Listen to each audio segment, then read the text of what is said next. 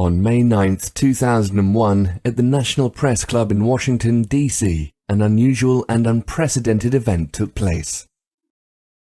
Over 20 individuals from the highest levels of the U.S. military, intelligence and aerospace industries, NASA international air traffic controllers, scientists, radar operators, pilots, and other experts with rarefied credentials and extremely high security clearances all came together to share their experiences concerning extraterrestrials and UFOs. The focus of this conference, put together by Dr. Stephen Greer and the Disclosure Project, was to promote open hearings in Congress dealing with UFO and extraterrestrial phenomena going back over 50 years. It was an astonishing series of testimonies. Here were a couple dozen seriously credible witnesses coming forth on the national stage to talk about the most bizarre events imaginable. Objects under intelligent control doing impossible maneuvers at thousands of miles per hour. What they did was coalesce and started rotating in a circle, and then they disappeared. Glowing red orbs, disabling nuclear missiles deep underground. And this time it was a more intense tone in the guard's voice. Is very clearly very frightened. He said there was a bright, glowing red object hovering outside the front gate. We lost somewhere between 6 and 8 weapons that morning. Alien structures on the moon. And then he proceeded to put photographs down in front of me, and clearly in these photographs were structures, mushroom-shaped buildings, spherical buildings, and towers. An ET pilot killed on an Air Force runway. There's been UFOs in the pattern all night. They're on radar. But in any case, an alien had come off the craft and had been shot by a military policeman and apparently was wounded and was heading for McGuire. Dozens of incredibly surreal accounts right out of a Spielberg film. But the witnesses are all dead serious, highly intelligent professionals of rank and stature, and in fact were in these positions because of their quality of mind and character. Several had concrete evidence to back up their claims and were all willing to testify under oath before the US Congress. Over 30 international news organizations recorded and broadcast the event. The exceptional nature of this gathering and straightforward at times emotional testimonies begged the mind-bending question, what if they're telling the truth? One of these witnesses, an aeronautics illustrator named Mark McCandlish, had several high-level security clearances and worked for organizations such as Rockwell International, Boeing, and the US Air Force. He'd spent over a decade in research and development on the main focus of the NPC event, technologies connected to UFOs and extraterrestrial vehicles. His detailed technical illustration of a purportedly reverse-engineered alien craft, the Flux Liner, a strange flying disc shown at a secret US Air Force air show in 1988, was a highlight of the conference. These discs were hovering off the floor without any visible means of support. They were referred to as alien reproduction vehicles, also nicknamed the Flux Liner because they used high voltage electricity. This is a diagram that I made based on a sketch that Brad Sorensen did for me in rough form, and subsequently cleaned that drawing up and made it much more accurate. This is his story.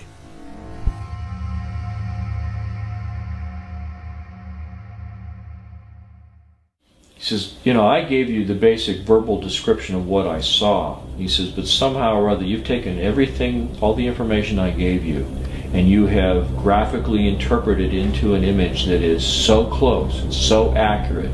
He said, this is really dangerous stuff here.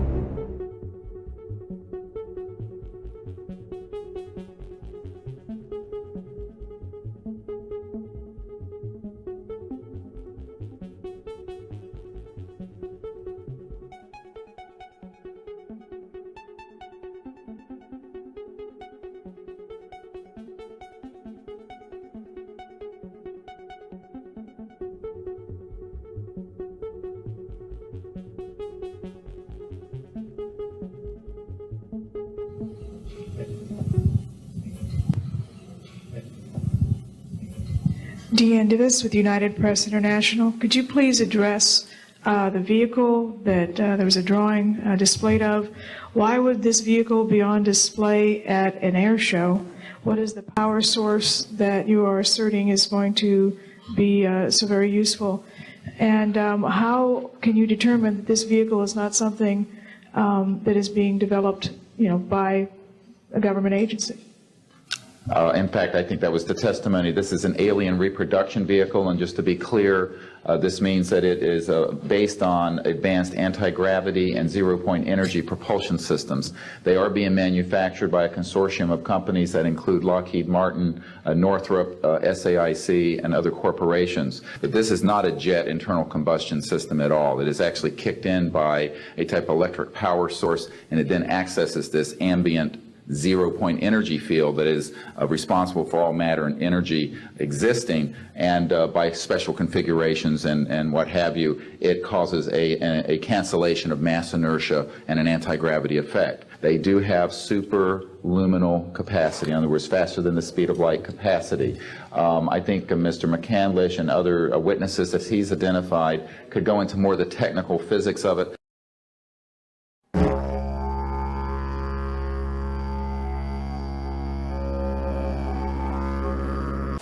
My name is Mark McCandlish, and for the better part of the last 30 years I've been a conceptual artist, illustrator, and designer, working predominantly for the aerospace and defense industries.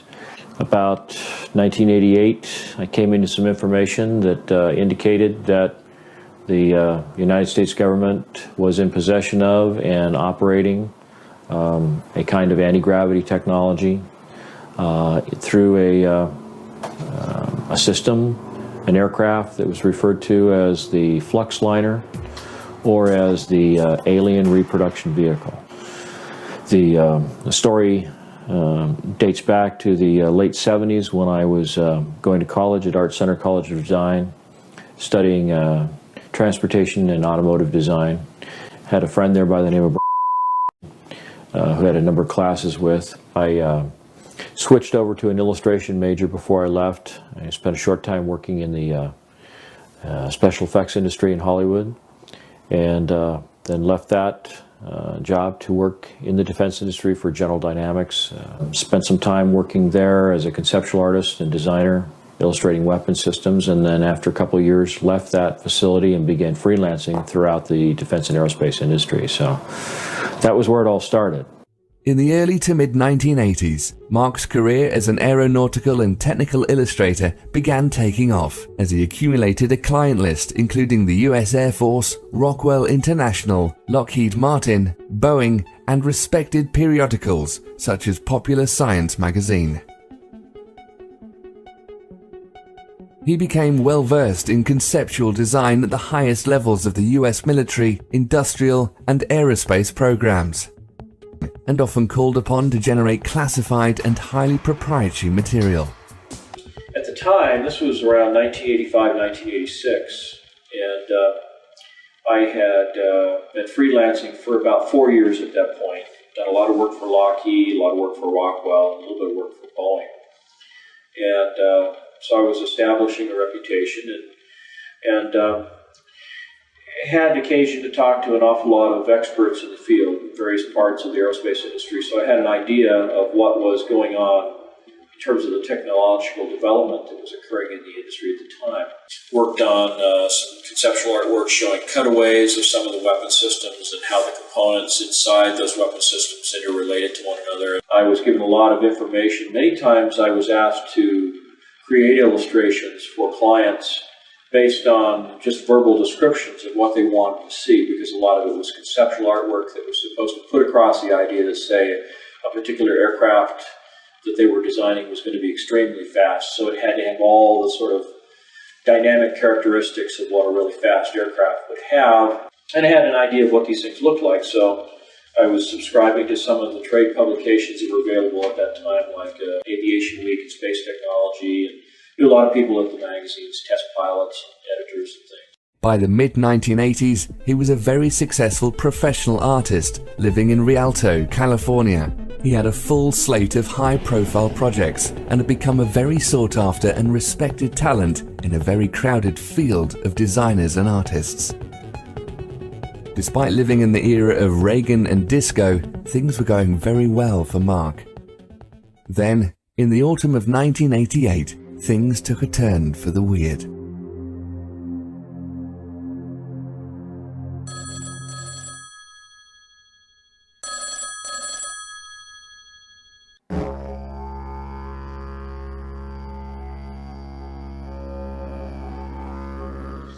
Well, it turns out that this was in October that the magazine hit the newsstand. It was a November issue of Popular Science. It was called the Mach 5 Spy Plane.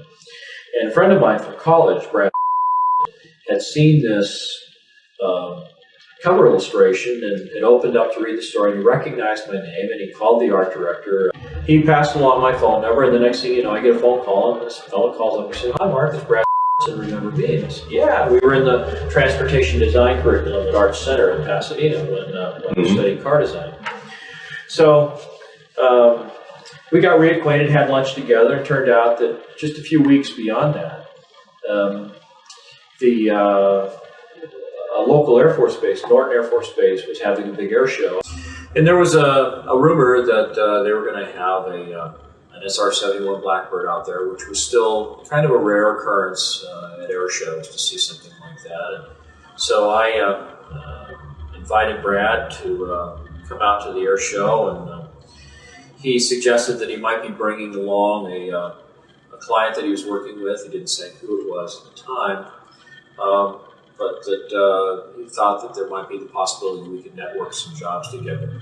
So we arranged to meet together, and at the last minute, I got a second call from Popular Science to do yet another illustration. It was a quick turnaround. They wanted it done over the weekend. It was a quick, $3,000, so I couldn't turn that down. And it was for their February of '89 edition, with the cover story being about the X-31, which was an experimental aircraft program. So did that illustration. And Brad went ahead and went to the air show. And when the weekend was over, I was kind of interested in his impression. And I called him up and I just said, "How did you like the air show?" And he just seemed completely different. When I talked to him on the phone, he sounded almost depressed. I mean, it was kind of a strange sort of reaction. And he said, "Well, I don't know. I think I saw something I wasn't supposed to see." And I said, "Well, how's that possible? Everything that's at the air show is sent there and flown there with the intent of putting it on static display, especially for the public. So how could you possibly see something that wasn't intended to be seen?" He says, I got in to see a display that was a little more exclusive. It was something that was set aside for some top military brass and some top politicians with clearances. And the fellow I was with didn't realize at the time that certain items were going to be on display. And as soon as he realized that here I was without a clearance to see this stuff, he basically said, "Don't say anything, don't talk to anybody, we'll get out of here as soon as we can." So I asked him, I said, "Well, so what did you see that you think is so stunningly, classified that, you'd be in trouble?" And he says, "Well," he says, "there was an example of the first generation Aurora there, which was the aircraft that was the second generation aircraft that I did the conceptual artwork for." So he saw the real thing. And so, of course, I was real curious about what it looked like. And he gave me some details on that. And then he described a number of sort of odd-looking hovercraft and troop transporters and things that were basically just kind of jazzed up, advanced hover vehicles of one kind or another. And after going through all of this, I said, "Well, even this doesn't sound all that extraordinary. I mean, is there something else?" And he says, "Well, yeah." He says, after they had the main little dog and pony show, they pulled back the curtain and there were these 3 flying saucers hovering there. And I couldn't believe my ears. I said, "No, wait, did you say flying saucers?" He said, "Yes." And I said, "Well, what do they look like?" He says, "Well, It looked like something from the 1950s, like a jello bowl, flat on the bottom, sloping sides, a little terrace around the middle, and then a dome on the top with all these little bubbles around the top, and a door that looked like something off of a submarine, you know, with the little pins that go out into the frame of the door, and the big wheel that you turn to tighten it, all this kind of stuff. The smallest one was about 24 feet in diameter at the bottom end of the craft. The medium-sized vehicle was about 60 feet in diameter, and the largest was somewhere between 125 and 130 feet in diameter. I said, well, what were they doing? Were they just sitting on the floor? He says, no, they were hovering. There wasn't no landing gear, nothing holding them up, cables, it's just they were hovering. There was a 3-star general that was part of the presentation. When they pulled back the curtains and these three flying saucers revealed to the audience that had been brought there to this hangar, this general got up and he was describing these vehicles. He described them as alien reproduction vehicles, ARV for short. They also had a nickname for the aircraft. They called them flux liners. Now, flux is an electrical term for a high electrical charge. So, high electrical charge liner, or flux liner. And so this was, you know, so he got kind of scared. He stopped talking. And so I said, well, you know, let's have lunch. You know, and he was nervous about talking about it on the phone. So I go over there and we start talking. And as he's describing this stuff, he's describing the different features that he had seen. And well, how do you know that? I mean, if you could just look at the outside of the vehicle, how do you know what the inner workings is? He says, well, they had taken some of the panels off the outside so you could see the inside of, you know, what the components looked like. And he said it was remarkably simple. There wasn't that much to it. And I said, and you were able to figure out how it worked from that? He said, well, no, they had an easel next to it with a drawing, a cutaway drawing, that showed some of the internal components, how they were arranged oriented to one another.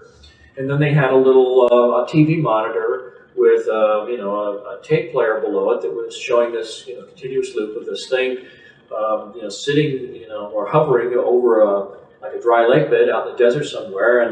And as you would watch the tape, this thing would make went from a hovering position, made these three little sort of hops going to the side, and then as the camera followed it, it just went straight up. It disappeared outside. You just down to nothing in just a matter of a second and a half or so. One of the things that this general had said during the presentation, one of the things that really stood out in Brad's mind was that he said that these vehicles were capable of light speed or better. The aircraft looked very old, like it had been around for decades. It had chips in the paint and runs, and you could see fingerprints and smudges and, you know, boot prints where somebody had walked up the side of it, this kind of thing. And he said that the paint that was on the outside, it looked like they'd taken a bunch of powdered lead, mixed it into a resin, and then just brush painted it right on the side of the aircraft. It looked like it was slapped together in somebody's garage, you know.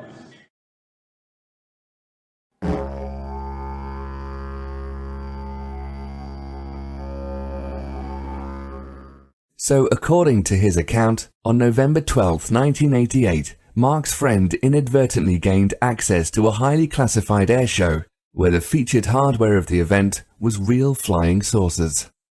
They were really strange looking, but appeared functional and were named to suggest anti-gravity and reverse-engineered alien technology. An official present stated they could travel faster than light. Despite their futuristic performance capabilities, these appeared to be stripped-down, road-worn working prototypes, which had seen practical operation for years. If this were the case, they were crude but tangible proof of concept for a staggering leap in aviation technology. They used extremely advanced electromagnetic or field propulsion, as opposed to solid or jet fuel, nuclear power, or any other commonly known conventional means. It also meant our government and at least one other major defense contractor, Lockheed Martin, had been developing and deploying functional systems along these lines for many years. To both McCandlish and Brad, who'd been working professionally for some time within what they thought were the highest levels of aeronautical design, this odd system was a sucker punch from the future. Apparently this had a really, really serious impact on Brad, and he really seemed kind of, you know, stunned by what he had seen. So we got together for lunch, and I was doing all these idea sketches of what he described to me about how the components related. And I had, your stereotypical sort of lens-shaped, flying saucer like you see in, more modern movies and stuff. And he said, oh, no. This is real simple. It's flat on the bottom, sloping sides like, a section taken out of a cone, a little ledge, and then a dome on the top. He said the dome is actually the top half of a crew compartment that's like a big ball. I'm pretty sure that was about 12 feet in diameter. There's a central column that goes down through the middle. There's like a flywheel thing on it that, maybe, 6 to 9 feet in diameter. There's 4 ejection seats that are all back to back on this central column above the flywheel type thing. And he says a bunch of oxygen tanks in there. They're all around the bottom. And he said the bottom is this huge capacitor array. It's probably, maybe 12 to 14 inches thick. It's shaved off at an angle on the edges, looked like it had been put on a big giant milling machine, and they milled off the edges at a 35-degree angle. He said there's a series of these plate capacitors. I said, well, do you think that this is functioning like the Beefreel-Brown effect, like, these experiments were done back in the 60s with levitating things with, electrostatic fields and stuff? He said, well, that may be it, but he says, they told me, he said, one of the things I saw was that it was using zero-point energy, it was using scalar energy. Really? It's cool, huh? 0-point energy. I save the best inventions for myself. Well, I've been corresponding with Tom Bearden for about 8 years at that point. We, talked many times, mailed letters back and forth, talked on the phone and things. Okay, so what we have is we have a very strong argument that neither the scalar photon, that is the time-polarized photon, nor the longitudinal photon, which is over in 3 space, are individually observable. But if you somehow can combine the two, they are observable as the instantaneous quantum potential. And so I had a sense of what zero-point energy was about. And we want to talk about longitudinal waves and scalar waves and cyclotronic weapons and all this kind of stuff. And so I've been following this for a while, reading Tom Bearden's work and things. And so I had a pretty good sense of what Brad was talking about, which he was a little surprised about, that I would know this already.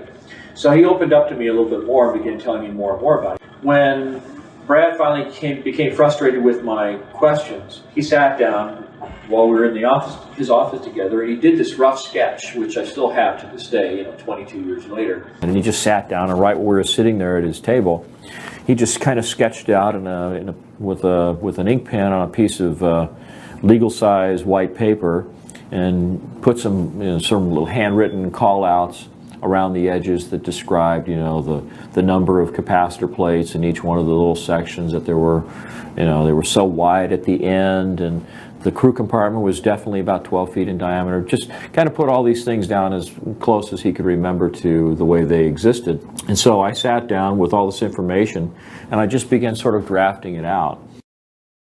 It was at this point Mark began putting his formidable skills as a conceptual illustrator to work in uncharted territory. Taking Brad's eyewitness account, detailed descriptions and rough sketches of the ARV, McCandlish began refining aspects of the components his friend described and piecing together an ever more precise rendition of the craft. Over the course of the next few years, he generated a series of drawings, culminating in the Fluxliner cutaway blueprint, one of the most notorious images in the history of ufology, and the mysterious realm of black-budget aircraft. I'm Jesse Ventura, and this is Conspiracy Theory. This was called the Fluxliner. This is probably the strangest one you've shown me yet. This actually flies? It actually flies on the principles of high voltage electrical charges. This is the original, one of the original blueprints of the alien reproduction vehicle, which I produced in March of 1989. It was put together by accumulating a lot of verbal testimony from Brad and later from a number of other sources, including Ken Sellen and some other people that I talked to who had some contact or information about the vehicle.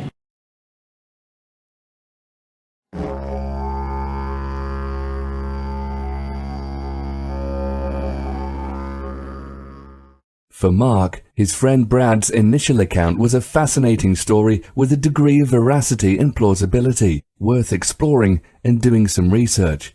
but was after all just one man's tale of a fairly unbelievable event, concept, and machine.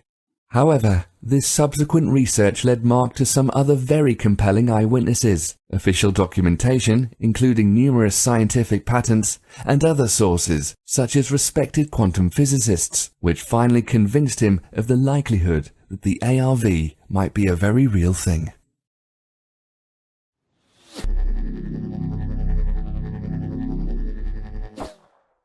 The first verification of the story that I picked up on the alien reproduction vehicle was around 1991, 1992. It was the first air show at Edwards Air Force Base where they actually had the B-2 stealth bomber on display.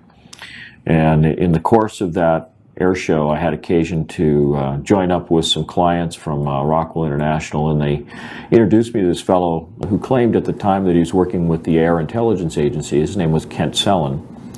He claimed that he had inadvertently seen this same craft at Edwards Air Force Base North Base facility in 1973. And I said, when, how, where, what were the circumstances? He says, well, I was a crew chief. He said, I worked on Bill Scott's plane when he was a test pilot. And he says, one night my ship supervisor said to me, go out to North Base. They've got a power unit out there, a ground power unit for an aircraft that's leaking or failed or something, so we need to take a tow vehicle out there, go out, pick it up, bring it back. Well, instead, what happened is he comes up off the dry lake bed, rolls right up on the tarmac, and is going down these rows of hangars. They're all Quonset-style hangars back then. And he stops in front of the first one with the doors cracked, expecting to find this defective ground power unit, and what does he see? He sees this flying saucer sitting in the hangar, hovering off the ground. So I said, well, what happened? He says, well, this thing, was flat on the bottom, sloping sides, a little ledge around there, and then a dome on the top with these little glass things on top. Looked like there was a camera under each one. And I said, really? He said, yeah. No, no landing gear. It was hovering. And I said, let me borrow your pen. So I took out a Kodak lens cleaning tissue package that I had in my camera bag. It was the only thing I could think of to draw on. I did a quick sketch of this alien reproduction vehicle as described by my friend Brad Sorensen back in 1988. And I said, is that what you saw? And he says, oh, you've seen one. And I said, no, but I wasn't sure until this moment that the story was absolutely true.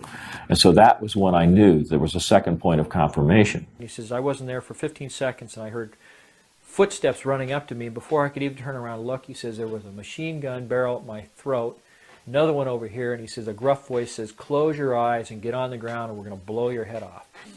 So they put a hood over his head, blindfolded him, hauled him off, and they spent 18 hours debriefing him. He was forced to sign some non-disclosure documents about that, but then was given some additional information about it, details about the ejection sequence for that vehicle and so forth, things that Brad didn't know anything about. So that gave some validity to what he was saying.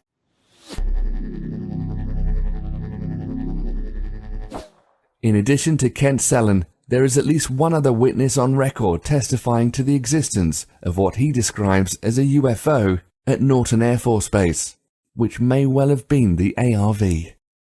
I can discuss Norton Air Force Base, and that as a result of all the military airlift command bases under me for their facilities, that there was one facility at Norton Air Force Base that was close hold. Not even the wing commander there could know what was going on.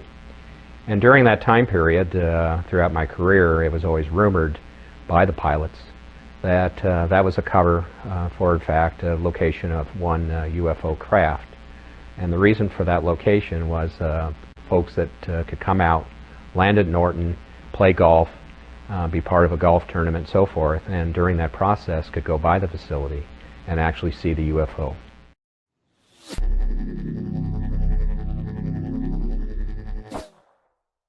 I became so excited about the prospect that this thing really was real and that there really was some technology about it. And so every chance I got, I would strike up a conversation with someone I knew in the industry, and I'd ask them if they'd ever heard anything about this. I was talking to a fellow by the name of Paul Shepard, who was a UFO investigator. I felt that he'd have, a little bit more knowledge about the kinds of things that were going on in this area of research. And he put me in touch with a couple of gentlemen, Gordon Novell and George Ulick, who was a physicist with Hercules Aerospace up in Sandy, Utah. And they were very interested in this story. I started off as an aeronautical engineer when I was in college, and I got real interested in what makes UFOs go, and so I just kind of pursued the trail of the technology as opposed to the aliens and that kind of stuff, and that's all I do is pursue the technology, and I got lucky. Got very, very lucky and got my hands on a cutaway of their bird.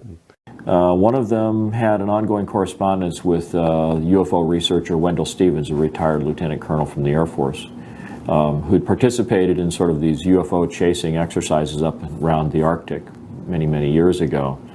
So Gordon sent a request off to Wendell Stevens saying, you know we that you have this big photo archive of all these different UFOs that have been seen over the years. Do you have any photography that even resembles what we're describing in this drawing that I had done?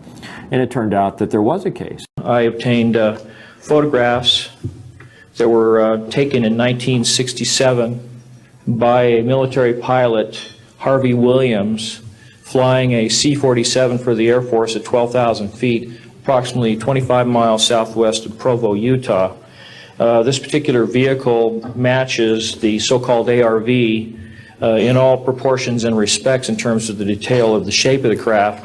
It really bore a striking resemblance to the ARV, with one possible exception, and that was that the synthetic vision system, little bubbles that accommodated the camera systems on the outside of this thing, were quite a bit larger than the ones that Brad had reported. And so when I thought back to something that Brad had said, and that was that many of the components on the ARV, like the ejection seats and the camera systems, were all off-the-shelf components.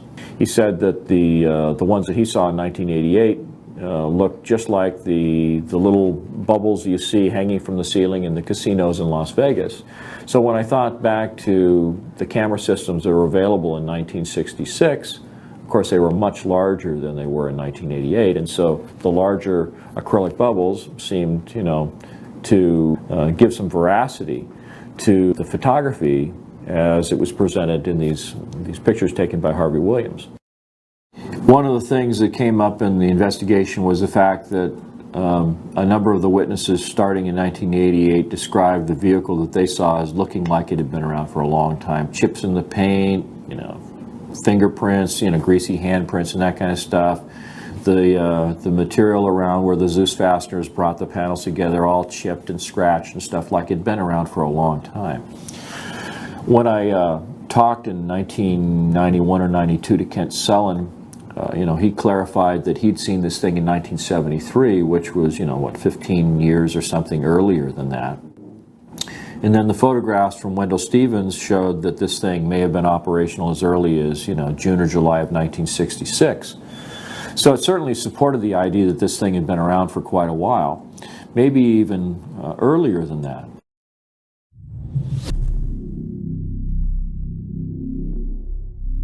When you look at some of the photography of UFOs, going all the way back to some of the earliest photography we know of, McMinnville, Oregon, for example, you see the same general layout, you see the same general configuration, the flat bottom, the sloping sides, a little dome in the middle, sometimes pointy, sometimes almost like the top end of a cylinder that's been chopped off, sometimes a perfectly round dome, sometimes even, like a cone on the top. So it suggests that, there's many different variants of the system, but the overall arrangement of the components is basically the same.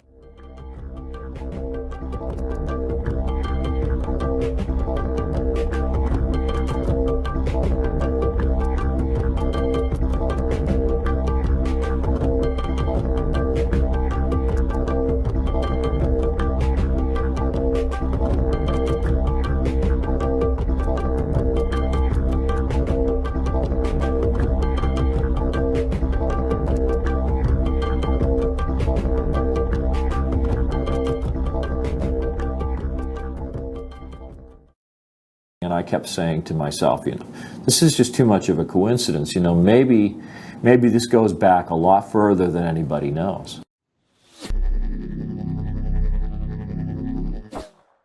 In fact, in a translation of a Sanskrit text written by a Middle Eastern king in the 11th century, there were references to vimanas, or flying machines, with a propulsion system bearing a striking resemblance to that of the ARV. Strong and durable must the body of Vimana be made, like a great flying bird of light material. Inside, one must put the Mercury engine, with its iron heating apparatus underneath. By means of the power latent in the Mercury which sets the driving whirlwind in motion, a man sitting inside may travel a great distance in the sky. One of the things that they described when you read up on the literature surrounding these so-called Vimanas was the so-called Mercury vortex or Mercury turbine engine. I see the word Vimana. Can you describe how that relates? Well, this is something that I spent a lot of time reading up about the so-called Mercury turbine generators or Mercury vortex generators described in some of these ancient Sumerian texts. And so I started looking at the possibility that there had to be some kind of circulation going on in the Mercury itself. So that was the kind of thing that I visualized would be going on inside the chamber. The central column has a number of components, a couple of counter-rotating cylinders. It sounds very much like the device that the Nazis were developing in the Wenceslas mine in Poland towards the end of the Second World War. There seems to be some evidence that they were trying to develop some kind of an anti-gravity propulsion system or a zero-point energy device. Apparently, if we're talking about systems using components and processes similar to the ARV, we can't ignore the Nazis. I think it was Timothy Good published a story, maybe above top secret, where he found a researcher who was following developments by the Nazis at the end of the Second World War, and it looked like they'd been developing flying saucers up in Poland in the Wenceslas mine, and they had this thing that looked like Stonehenge, where they had all these high voltage cables coming into it and these chains that would hold something down, and they had this thing called the bell, the Das Glocke. Die Glocke. The bell.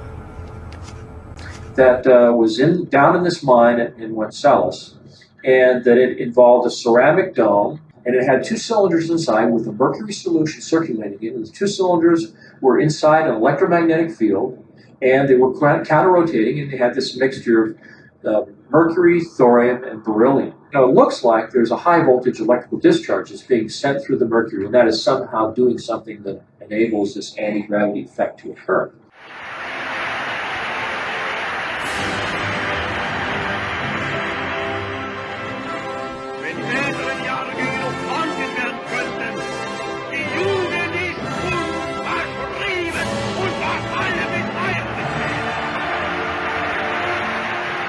Besides rumors about Hitler's top scientists and the mythology of ancient kings, there were other instances where a central core involving mercury and other components similar to the ARV were reported.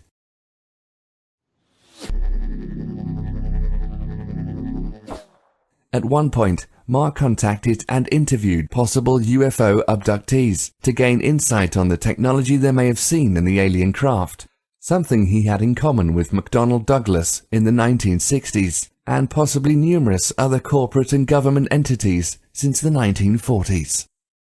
I wound up going to my management and telling them, you know, you're not going to believe this, but the UFOs are clearly coming from someplace else. They're clearly manned or humanoided, and the only question is whether we're going to figure out how they work before Lockheed or after. And so as a result of that, the company at that time, which has now of course been bought by Boeing, over several years put in about $500,000 worth of research effort under my direction to study gravity control techniques and also analyze UFOs. We hired a police detective to interview witnesses, abductees. We had experimental work and theoretical work. So it was kind of a fun project. In the course of all this, it occurred to me that one of the other resources that I might be able to draw on was people in the alien abduction community. I began to think, well, these people are either crazy or they're really having an experience of some kind. And some of them even talked about implants that were being recovered from their bodies. And so I was intrigued, and I thought, well, okay, if any of these stories are true, there might be a chance, however slim, that if they really were abducted by aliens, they might have gotten a tour of the ship. They might have seen some propulsion system components. And so I heard three of these young ladies being interviewed on a radio station out of Las Vegas. This was sort of the precursor to Art Bell and Coast to Coast AM. It was the Billy Goodman Happening. And he was interviewing Cynthia Botomos, Melinda Leslie, and Alicia Davidson. Contacted the station. They put me in touch with these three young ladies. I interviewed them individually, and much to my surprise determined that these young ladies seemed to be bona fide examples of the phenomena, with implants that could be seen on medical MRIs. So what I did was I simply asked them to describe what they saw, and without disclosing anything that I already knew about the components inside the alien reproduction vehicle, I found that these young ladies, at least one of them in particular, was able to describe not only components that strongly resembled the ones that were inside the alien reproduction vehicle, but they were also at a higher level of sophistication that actually gave additional clues about how the ARV actually functioned. Alicia Davidson described being escorted into the engine room and seeing the propulsion system components. And it involved a central column that was made of a transparent glass-like material. And she said there was a silvery fluid that was spiraling upward at the bottom of this column. Down in kind of this well that was in the center of the spacecraft was this little tiny flywheel-like mechanism spinning, which matched the ARV also. And this is at a point when this young lady had never seen any of the drawings that I'd done of what the ARV was structured like. I was just talking about propulsion components in general. But then she said that when you looked across this little well, this lowered floor area in the center of the room was like a guardrail around it. She stood there. You could look across, and she said it looked like the below the deck she was standing on was this glass-like material with these coils of wire going through it. And they were spaced out in the same proportions as the ones on the UAV. The thing that she said that was most significant was that the column itself was rotating in one direction, and the flywheel was spinning in the opposite direction. There was counter-rotation, which is something that's often been reported in UFO sightings. You see components on the craft that are spinning in opposite directions. Back here on Earth, the scientific community has been busy since the end of the Industrial Revolution. There have been dozens, perhaps hundreds of US and international patents dealing directly with electrokinetics and electrogravitics, going back to the turn of the last century. It would be safe to assume private industry and the military have also been working on a great deal of related applications off the public record. In short, since Nikola Tesla's first experiments with pushing electricity around, mankind has had a thing for anti-gravity.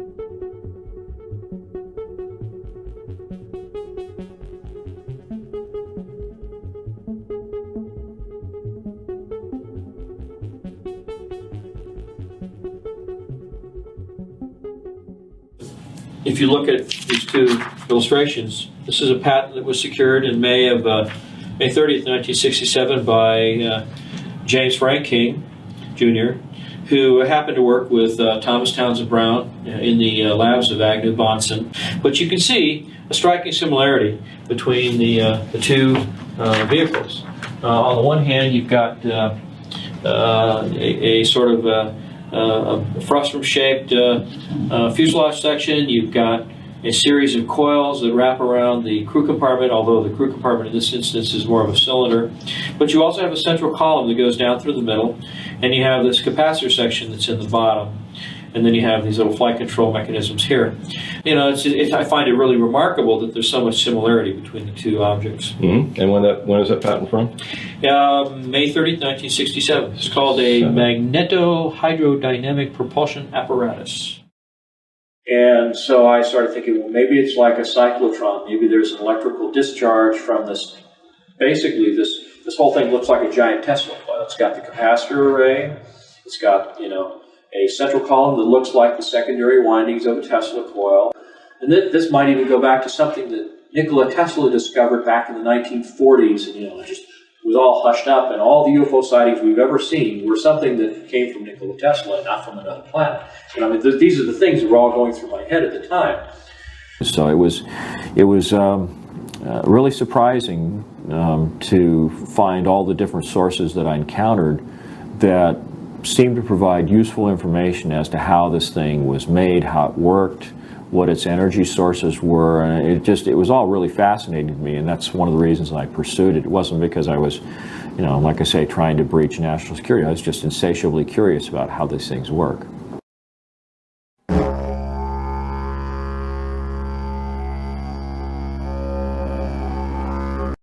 And he said it was remarkably simple. There wasn't that much to it. The ARV system, for all of its claims of flashy, out-of-this-world propulsion capabilities, was indeed remarkably simple. It could be described as a large-scale, souped-up Tesla coil, designed to negate gravity and inertia, with off-the-shelf navigation and life support systems bolted on, almost as an afterthought. You could think of it as the Model T of anti-gravity vehicles, an industrial dune buggy, or crude hot rod that can get you to Mars in a few minutes. In this version at least, first-class seating was still a way off.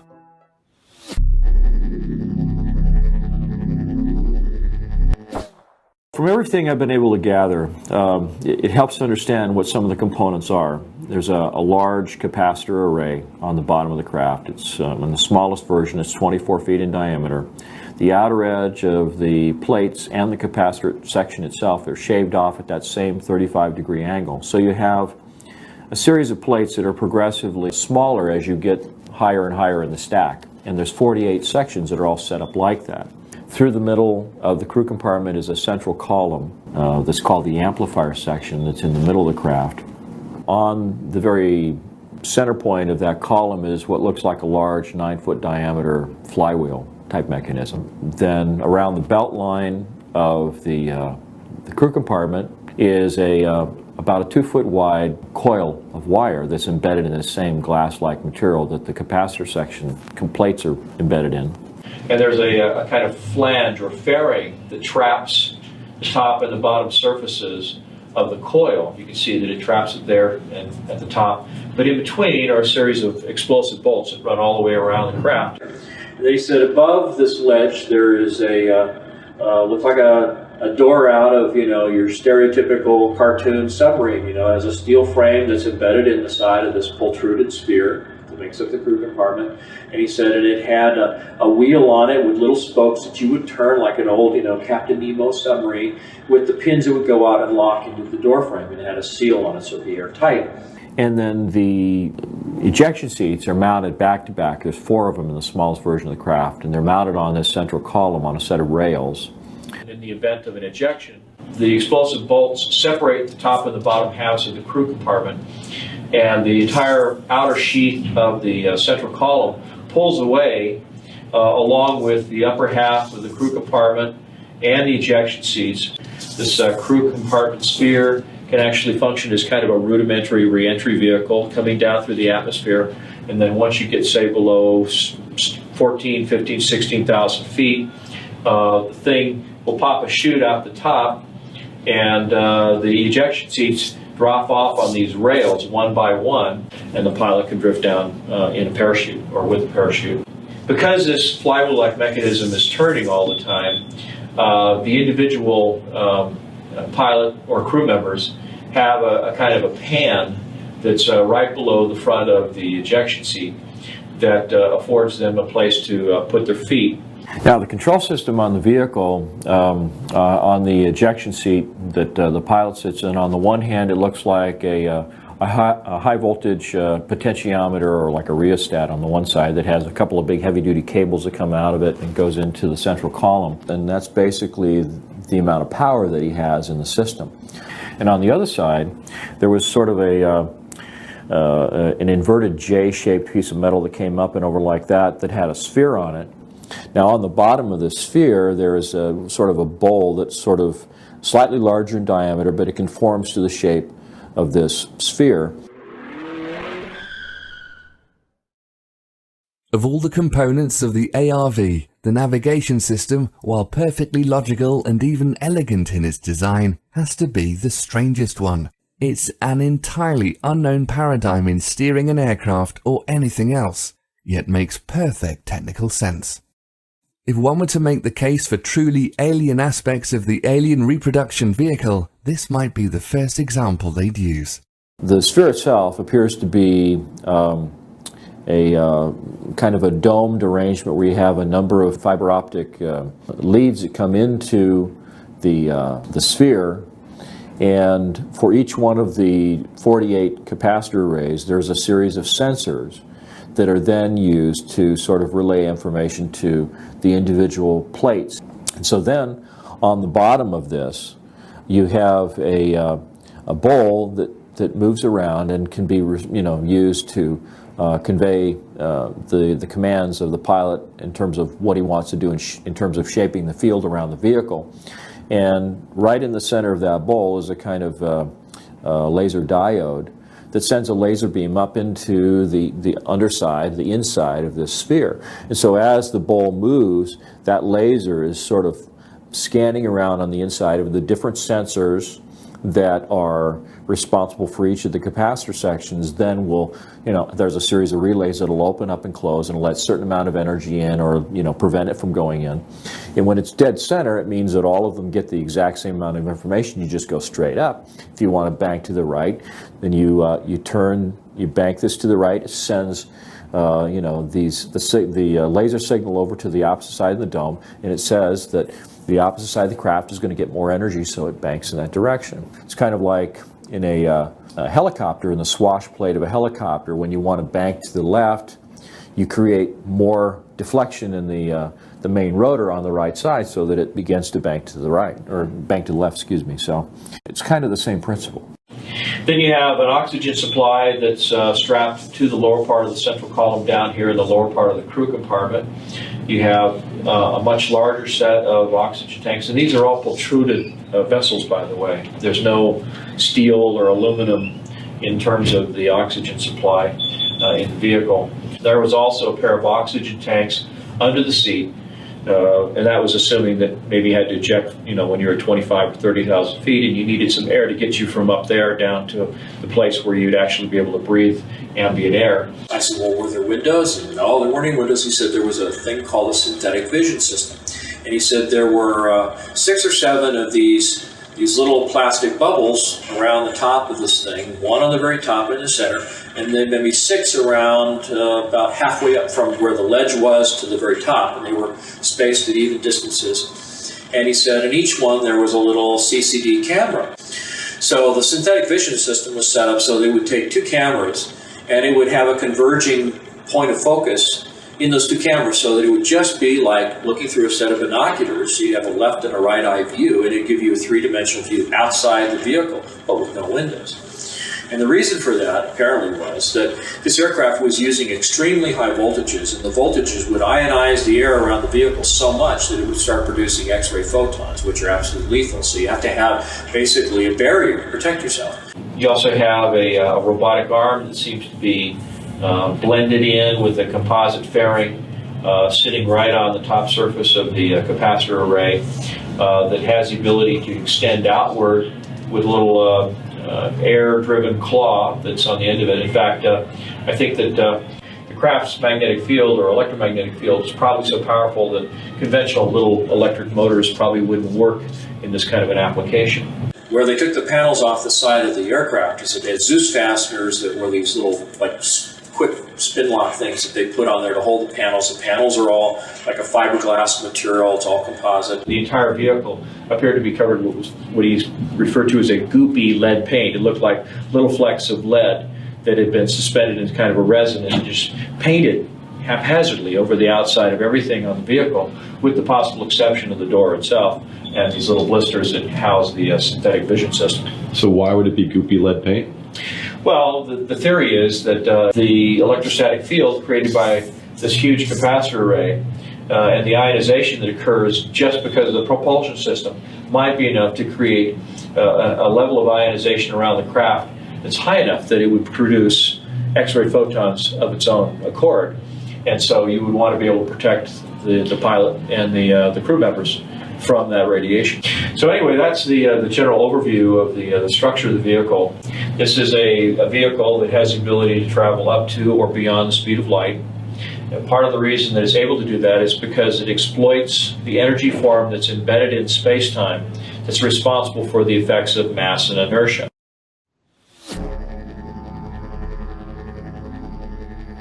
So here we have a configuration of various components, creating a system that's somehow capable of producing and maintaining an insane amount of energy in a concentrated field around the vehicle. This field can be precisely controlled by the pilot with the aid of a basic throttle, an alien steering ball, and a bunch of casino cameras. There's plenty of onboard oxygen, handy if you're off the planet, and a lead coating so the occupants don't get fried in their seats, and a robot arm, in case you need a robot arm somewhere. It looks like a big clumsy diving bell from 1905, but apparently works like a helicopter you can take past light speed. Its beauty and elegance lie in the propulsion system, maybe a really fast one that gets around currently accepted physics, one we commonly associate with UFOs. For anybody who has followed the work of Einstein or just basic physics, one of the sort of inviolable rules of physics is that there's no material object that can actually go faster than the speed of light. So somehow or other, and I'm not saying we got this from aliens, but they did call it the alien reproduction vehicle, but somehow or other, this simple system that Brad described in these diagrams was able to do this.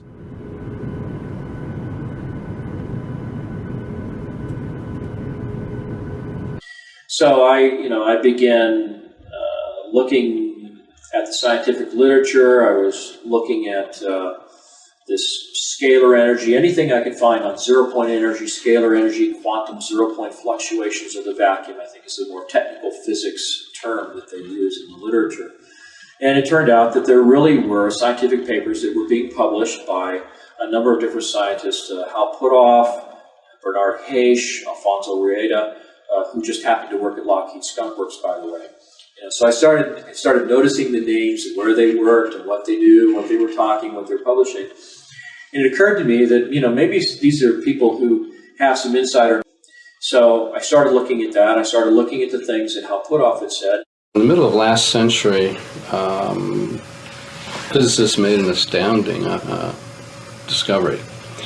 And that is what we ordinarily consider empty space isn't empty at all.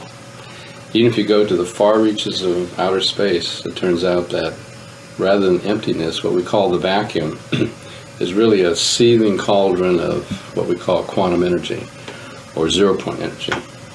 Zero-point just simply means that even if you froze the entire universe down to absolute zero, froze out all motion, where everything would be as quiet as you could possibly get it, this energy is still there. It was predicted by the mathematics of quantum theory, but the numbers were so large. For example, there's enough energy in the volume of a coffee cup to evaporate the world's oceans. It was thought, well, this must be some kind of artifact in the theory. But as time went on, various predictions in quantum theory were verified in the laboratory, and it finally turned out we had to take these numbers seriously. So I opened up a correspondence with Hal Puthoff, and he was very gracious in taking time to talk to me on the phone, send me copies of the peer-reviewed papers that he had published in Physics Review, Physics A, Physics B, and I couldn't understand the mathematics with all these Greek symbols, and I mean it was really advanced theoretical stuff. But what I was able to follow were the paragraphs that were before and after the equations that explained what all the math was talking about. And so as I went through these papers and I would talk to Hal, he would explain to me, well, this means that this is a certain process, a polarization process that happens in the vacuum of space-time, and when you do that, you have this kind of phenomenon. When you do that, you have this other phenomenon. And the papers that he wrote started to indicate this zero-point energy that's embedded in the environment. Was responsible for the effects of inertia and gravity and mass, and the reason why, as you accelerate through space-time, the mass of your vehicle increases.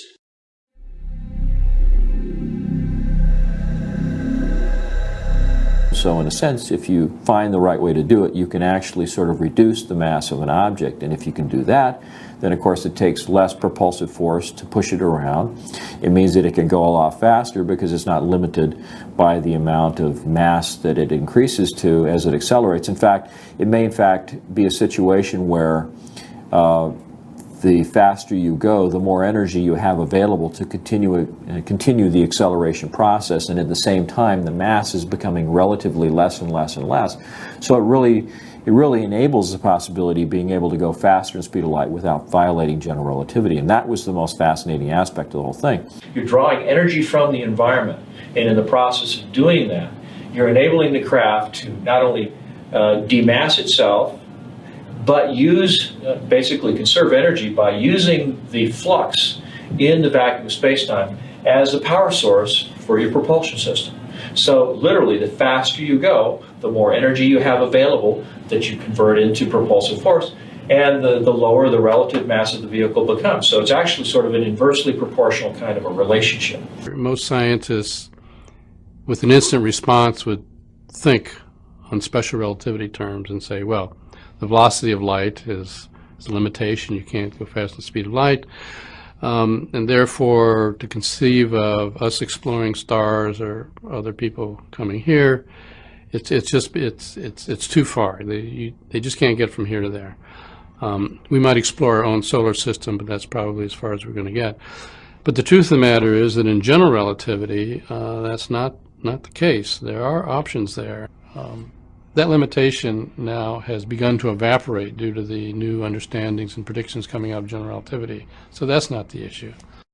And so I was starting to learn about the technology and how it might be playing a role in the function of this craft. The craft, of course, had oxygen tanks and stuff in it, so it really suggested that the thing was capable of going out into space. So the idea was that somehow this vehicle is able to sort of skirt the law in a way that allows it to do these things that are unheard of.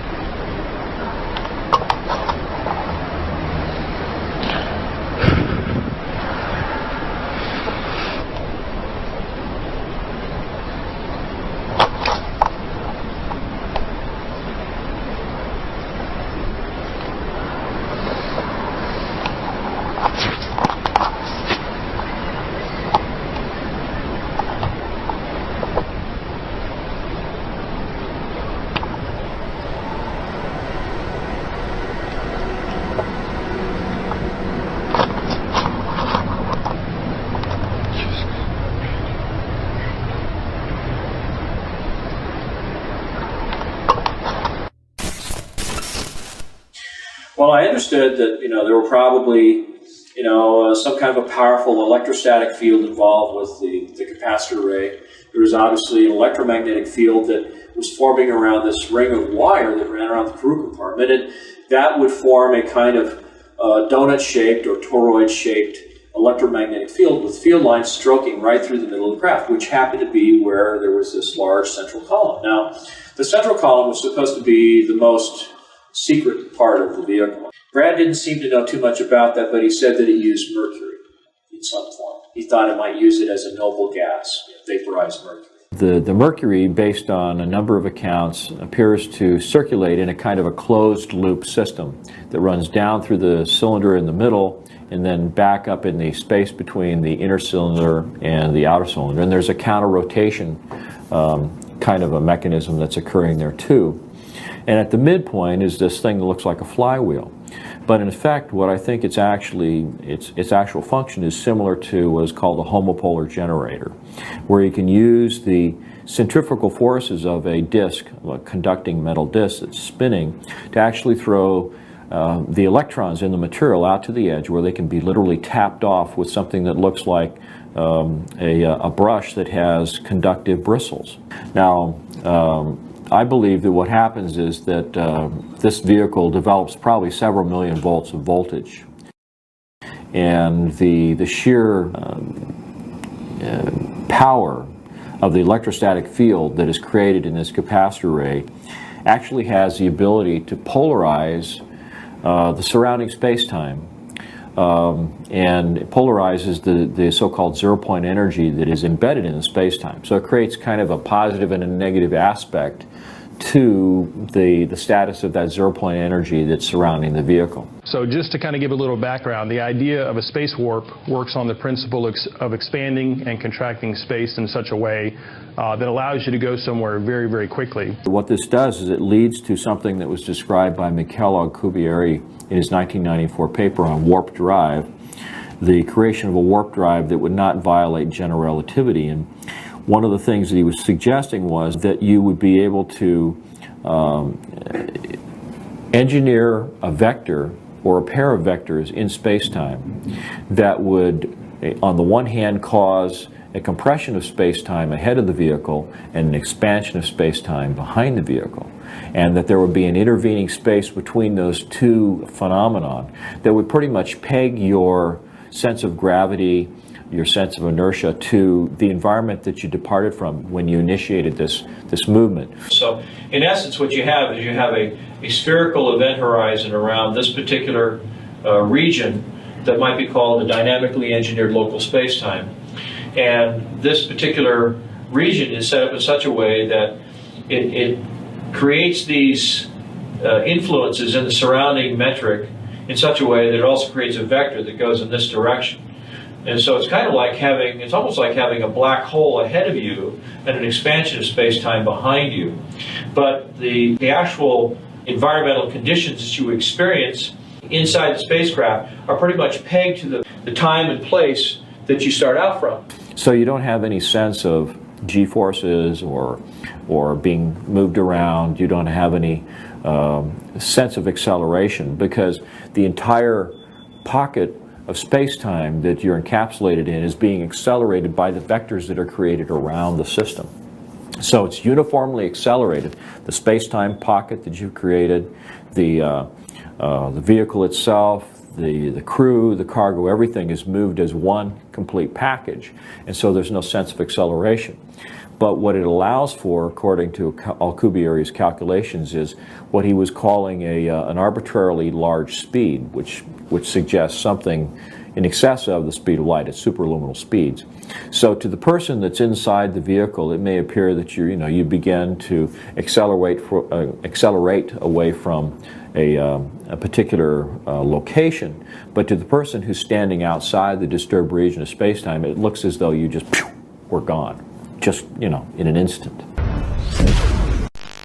So this is an ARV, isn't that what it's called? That's what some people call it. We call it RAM, Replication Alien Machine. Oh, I see. Many highly credible reports of UFOs share a few key descriptions of how these crafts behave. They appear to have the ability to accelerate to extremely high velocities at will, far faster than any man-made craft, as if the speed of light maybe isn't any big deal. They can stop on a dime and turn at random angles, while traveling at these crazy speeds, like the forces of mass and inertia, which would flatten anyone in a normal situation, also aren't a problem. And they're silent, without any visible rockets, jets, or exhaust of any kind, like they're pulling the energy they use out of thin air. Superluminal speed, mass cancelling, and ambient field propulsion. All apparently standard in the mid-80s model Fluxliner. This makes the ARV a seriously badass means of getting around, and kind of a missing link between Roswell and one of these. Once we retrieved, back in the 30s and 40s and 50s, several of these extraterrestrial vehicles and began to study them, we combined that knowledge with knowledge we already had, because remember, we had some people like T. Townsend Brown who were studying anti-gravity, quite independent of this issue, back in the 20s, 30s, and 40s. But when their information got combined with studying these spacecraft, they figured out, this is how they're working. And according to the latest revelations in quantum physics, all this is possible by tapping into the sea of raw energy we're all just floating around in. There's plenty of energy in the pure raw vacuum. the new physics since quantum mechanics, the vacuum is a source of energy, but it's a peculiar kind of energy. Let me explain the peculiar kind. When a bird flies in and sits on a power line, he sits on a very high potential. But between his 2 feet, he has no potential difference, no voltage. And so even though from the line to the ground, it may be 100 million volts, the little bird can sit very happily with his feet on this supposed 100 million volt line, and he has no volts across his body. He's very happy and doesn't even know it. Let him touch one of his feet to the slightest thing that has the slightest difference there, and he'll fry to a greasy spot. Now, in the vacuum, we have the same thing. We have an extremely high potential or charge of the vacuum, but we're immersed in the vacuum. So they were modeling the universe as being sort of this empty, material-free environment that had this energy that was embedded in it, almost like a fluid in a way, that it had all of this potential that you couldn't see until you found a way of driving it out of this homogeneous sort of state of equilibrium and getting to do usable work. I'm trying to remember exactly how I met Tom. I think we met at a UFO Congress in Laughlin, Nevada for the first time. We'd been corresponding for quite a while. Now, what is zero-point energy? I'm going to show you many different definitions, but let me quote Nikola Tesla. In 1891, the world's greatest electrical futurist, Nikola Tesla, stated, quote, "Throughout space, there is energy. Is this energy static or kinetic? If static, our hopes are in vain. If kinetic, and we know for certain it is, then it is a mere question of time when men will succeed in attaching their machinery to the very wheelwork of nature. Many generations may pass, but in time our machinery will be driven by a power obtainable at any point in the universe." And so there, ladies and gentlemen, is the basic birth of the concept of zero-point energy.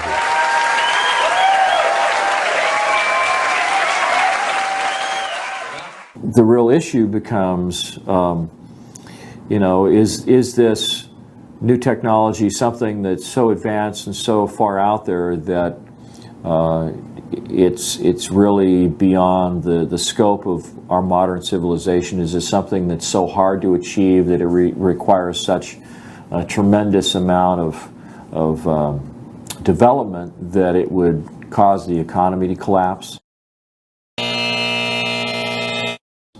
Or is it a real threat to existing forms of energy like oil, coal, nuclear, wind power?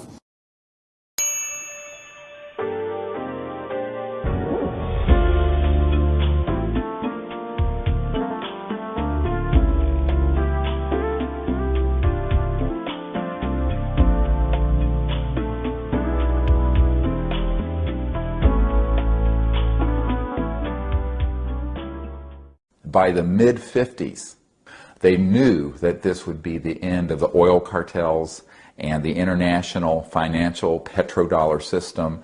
And this is very important. It means that we, Homo sapiens, have the ability to access this so-called zero-point field of energy, which is the ambient field of energy from which all matter and energy is fluxing, and can access that energy and generate all the power we need to run this planet without fossil fuels or pollution. This stuff really works? Certainly does. Oh, well, lots of luck. Oh.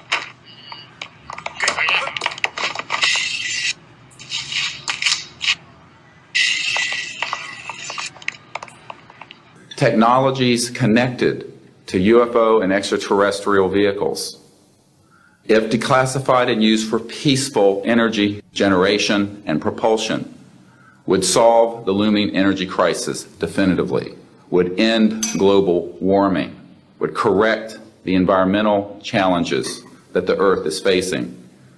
When I got involved with Dr. Greer and the Disclosure Project, I was very excited, and it was an opportunity to go to Washington and maybe have an opportunity to talk some real-life politicians about what the potential of this technology might be.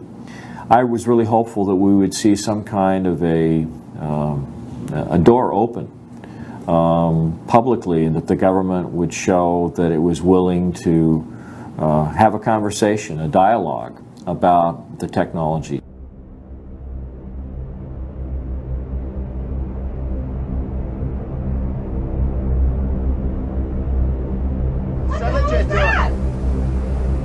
Holy fuck! Oh my God!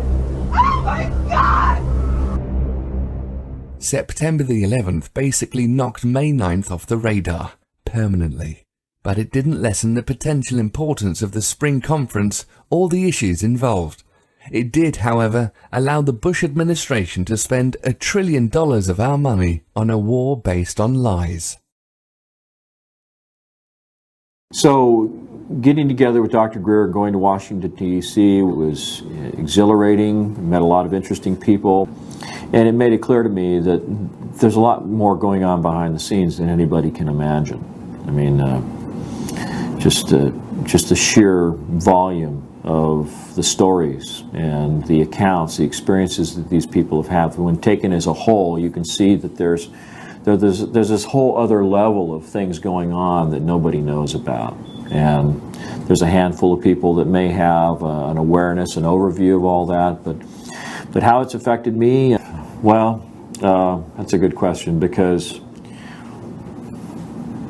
I can think of a lot of things that have happened to me that, if I didn't sit down and seriously analyze all the facts, I might be able to attribute it or blame it on, talking about flying saucers, talking about the alien reproduction vehicle. When I finally did get around to making a copy of this original drawing in the form of blueprint, I sent a copy to Brad.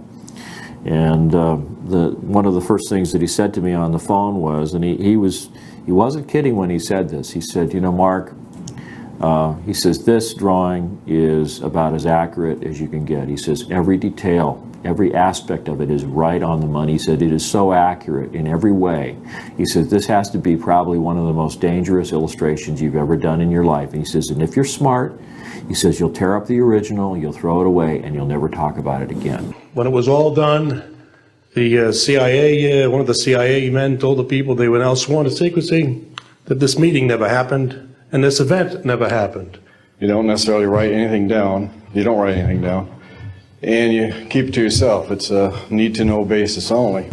Well, I thought, gee, this is something that we have to keep quiet, and that was verified by the chief of security.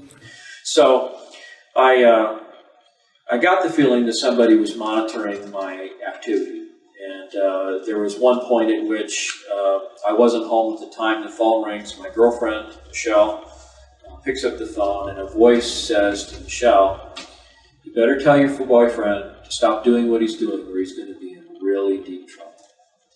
And, then I did. One by one, I lost all my defense clients as a conceptual artist. And it could have been attributed to my involvement with the Disclosure Project. It could just be that I'm an actual artist with paints and brushes, and I don't work with computers like, some experts that I know. And it may be because there were a lot of people that didn't want to be associated with somebody who talked about flying saucers and anti-gravity and aliens and all that kind of stuff. The reason it's called alien reproduction vehicle is that it's based on the study of extraterrestrial vehicles, but it is manufactured by human military intelligence, aerospace contracting arrangements. We have studied specifically extraterrestrial vehicles which have been retrieved. The breakthroughs in that research have led to applications that have led to the building of this and similar anti-gravity devices. I mean, you can understand how corporations, and Brad told me that it had a big impact on his life, because when his name started popping up on the internet associated with the ARV story, there were a lot of his Japanese clients that wouldn't have anything to do with him because they did not want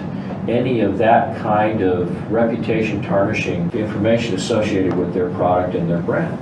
And so, he did everything he could, and I've minimized, my mentioning of his name, except where it comes to, historical documentation of what's happened to him and I and other people I know. But I feel terrible in some respects because, I was encouraged by Dr. Greer to name names on camera, and I wasn't ever really sure what doing that meant in terms of protecting identities or protecting people, other than making some footnote in history that this person came forward, said something, and then whatever happened, happened. I had threats on the phone, I had the IRS come up and take all my money, take all my cars. fact, that's what happened to a guy in Canada. He had a machine the size of a shoebox that was supposed to put out enough power to power your home, and it was very unusual. Well, he was very open. He would give demonstrations. He wanted some investor to give him $1 million to sell the rights, and he was doing all the wrong things. Sure, of course. And then one day they came with a SWAT team, surrounded his house, confiscated all his machines, put him in jail, and said, if you want to get out of jail, you have to sign this paper that says you'll not work in this technology any further. So the pretense of why they arrested him, they claimed that he was harboring weapons of mass destruction, terrorism weapons. They create a very time-stable pattern. It's sort of like, look... Again, 14 times. Oh, by the way, Mel, what's your phone number you're calling from? Maybe yes, we should write that down. Okay, because they find it's coming from your end, not from here. Something out of West Coast is causing this. Okay. So you might check that out with the police over there. I noticed clicking on my phone. I'd call someone and my voice would be echoing. There were all these weird sounds, like someone else was hanging up the phone after I'd say goodbye, but I wouldn't hang up, So I had the feeling that I was being watched. I started feeling like maybe I was being followed. There were just, things, cars that would make a number of turns, and then, when you look at them, they'd turn off, that kind of stuff. And you've actually heard a couple different stories about people being shut down when they're trying to implement this. Or killed. Or killed. Yeah. I mean, there's many times I lay awake at night with my 9mm under my pillow, loaded, and I wonder why they haven't killed me. I honestly do. There's evidence to suggest it's dangerous to become successful in the area of applied zero-point energy, cold fusion, or related free energy technologies, or it can at least lead to very bad luck. Professor Stefan Marinoff, founder and director of the Institute of Fundamental Physics in Graz, Austria, was the de facto leader of the European free energy movement. He fell out of a high window in 1997. Eugene Maloff, an eminent physicist and expert in cold fusion who apparently had working tabletop devices, was beaten to death in 2004 at the height of his career and the day before a public announcement of his findings. Arie M. de Gois, an inventor of a patented revolutionary clean energy technology associated with the zero-point field, was found nearly dead in his car at an airport in 2007 and died a short time later. He missed his flight to Europe, where he was about to obtain substantial funding for his work. Then there's Mark Tomian, a brilliant physicist and inventor of the patented Star Drive, a system remarkably similar to the ARVs in its use of zero-point energy and related spaceflight applications. He and McCandlish had corresponded numerous times before his unexpected death in his home in 2009. This was 2 weeks after the successful trial of a working prototype for a key component of his system. And if I woke up tomorrow on the other side of the veil, I wouldn't be surprised, honestly. I really wouldn't. Because I know how serious the technology is. I know that it's real. The storyline basically is that there's a lot of work going on in the aerospace industry that would indicate that we have black projects that have gone even darker, and that there's work being done on electrogravitic, on scalar technology, etc., that we don't even think that those in Congress or even in the military that approve black budgets are aware of. I've seen copies of inter-office correspondence among defense contractors that openly stated that they felt the technology was a fundamental enabling technology, that it had all kinds of different defense applications, but it also had a lot of serious civilian applications that would be beneficial to humanity as a whole, to the environment. It seems obvious that someone, perhaps a group, maybe some kind of a rogue civilization within our society has captured the technology. They're exploiting it for their own aims, for their own interests, whatever those might be. There's not a sliver of doubt in my mind that it exists, that it's being exploited in some way, whether it's for intelligence collection, whether it's for logistical support, whether it's for retrieval of raw materials from the asteroid belt. I have no idea why or what it's used for. All I know is that it's extremely advanced. It's being used more and more. I can only say that all the people who've sought to figure out what's going on using the Freedom of Information Act have kind of overlooked the fact that if this was a purely corporate endeavor and not a government-sanctioned endeavor, that it may be one way in which the technology could be completely overlooked and skirt the reach of the Freedom of Information Act. Because if it's considered trade secret or corporate property, so to speak, or controlled by corporations, it may be possible that they could keep this secret for a very long time. Even with people actively in the government that know that it exists and maybe have contact with some of these corporate officials that control the technology. So, you're kind of left with a big question mark as to where's all this advanced technology going and what's it being used for. If there was somebody that had this sort of interstellar trade program going on with another civilization, that would be very interesting, but I can't understand why they would want to keep that quiet. It would seem like such a mind-expanding, enlightening thing for people to know about. Maybe we'd stop shooting at each other and start thinking about how can we get along with the people on, stars or star systems, that are around us. So it's hard to say. That the outer edge of this large 24-foot diameter disc causes the phone to ring.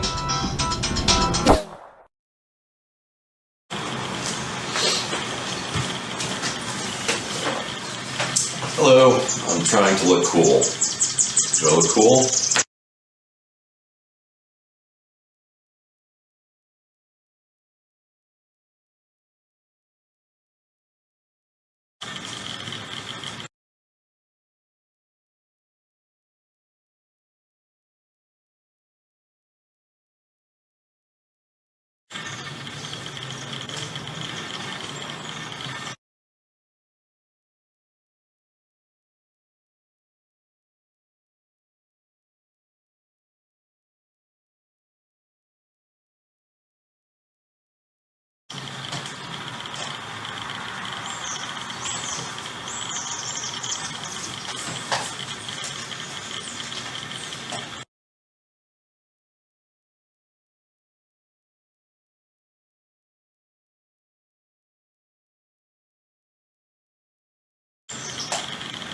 Hey.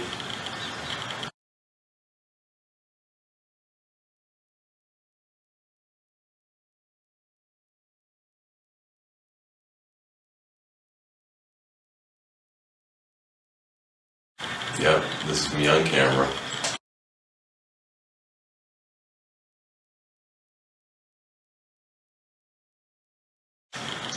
Okay.